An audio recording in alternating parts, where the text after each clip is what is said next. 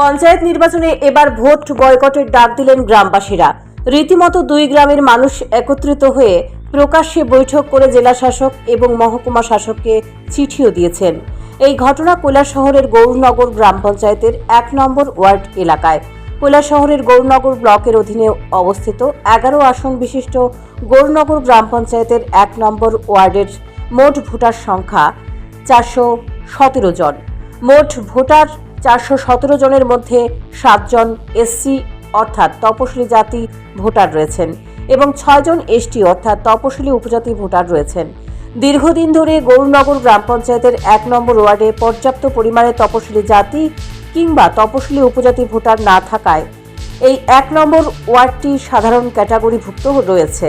ত্রিপুরা পঞ্চায়েত আইন অনুযায়ী যে কোনো ওয়ার্ডে মোট ভোটারের ২ থেকে ৩% ভোটার যদি তপশিলি জাতি কিংবা তপশিলি উপজাতি ভোটার না থাকে তাহলে এই সংশ্লিষ্ট ওয়ার্ডটি সংরক্ষিত হবে না, অর্থাৎ সংশ্লিষ্ট ওয়ার্ডটি সাধারণ ক্যাটাগরিভুক্ত থাকবে। সাম্প্রতিককালে ঊনকোটি জেলার জেলাশাসক কর্তৃক এক নোটিশে জানানো হয়েছে যে কৈলাসহরের গৌরনগর গ্রাম পঞ্চায়েতের ১ নম্বর ওয়ার্ডটি তপশিলি জাতি সংরক্ষিত করা হয়েছে। এই ঘোষণায় গৌরনগর গ্রাম পঞ্চায়েতের ১ নম্বর ওয়ার্ডের সমস্ত ভোটারদের মধ্যে তীব্র ক্ষোভের সৃষ্টি হয়েছে।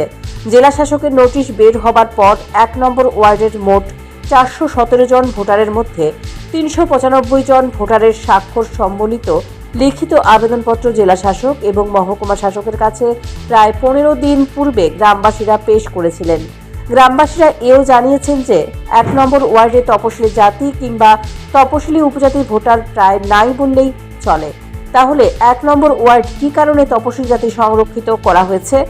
অবিলম্বে ১ নম্বর ওয়ার্ডটি পুনরায় সাধারণ ক্যাটাগরি করার জন্য জেলা শাসক এবং মহকুমা শাসকের নিকট আবেদন করলেও ১৫ দিন অতিক্রান্ত হয়ে যাবার পরও প্রশাসনের পক্ষ থেকে কোনো ধরনের পদক্ষেপ না নেওয়াতে গ্রামবাসীরা প্রশাসনের উপর ক্ষিপ্ত হয়ে ওঠে। গ্রামবাসীরা সোমবার বিকেলে গৌরনগর গ্রাম পঞ্চায়েতের ১ নম্বর ওয়ার্ড এলাকায় অবস্থিত কীর্তনথলি জুনিয়র বেসিক স্কুলে এক বৈঠকে বসেন।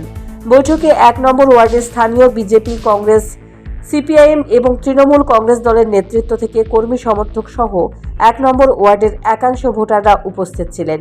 বৈঠকে সর্বসম্মতিক্রমে সিদ্ধান্ত হয়েছে যে আসন্ন গ্রাম পঞ্চায়েত ভোটের পূর্বে গৌরনগর গ্রাম পঞ্চায়েতের ১ নম্বর ওয়ার্ডটি সাধারণ ক্যাটাগরিভুক্ত না হলে ১ নম্বর ওয়ার্ডের সমস্ত গ্রামবাসীরা ভোট বয়কট করবেন।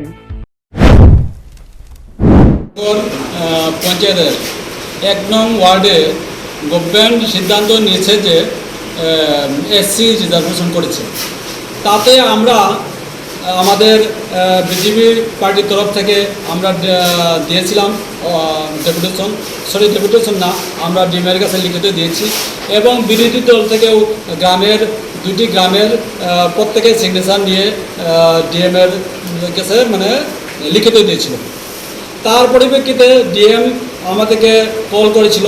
আমরা বিভিন্ন আমরা জানিয়েছি যে আমাদের এখানে আমাদের গৌরনগর পঞ্চায়েতের এই ১ নং ওয়ার্ডে যে এসসি রিজার্ভেশন করা হয়েছে তাতে দুটি গ্রামের মানুষ বা এলাকার মানুষ এটাতে বিক্ষুব্ধ হয়েছে, যার জন্য আমরা বাধ্য হয়ে আমরা সরকারের কাছে আমরা জানিয়েছি যে এটাকে সংশোধন করার জন্য।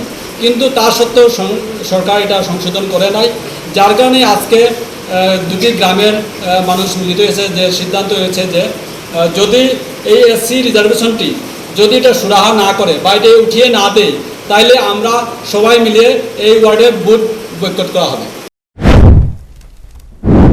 আসন্ন গ্রাম পঞ্চায়েত নির্বাচনের পূর্বে যদি গৌরনগর গ্রাম পঞ্চায়েতের ১ নম্বর ওয়ার্ডটি সাধারণ ক্যাটাগরিভুক্ত না করা হয় তাহলে ১ নম্বর ওয়ার্ডের ভোটাররা গ্রাম পঞ্চায়েত ভোট বয়কট করবে বলে স্পষ্টভাবেই জানিয়ে দেওয়া হয়েছে।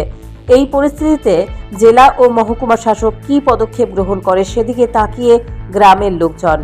Bureau report, news prime Tripura.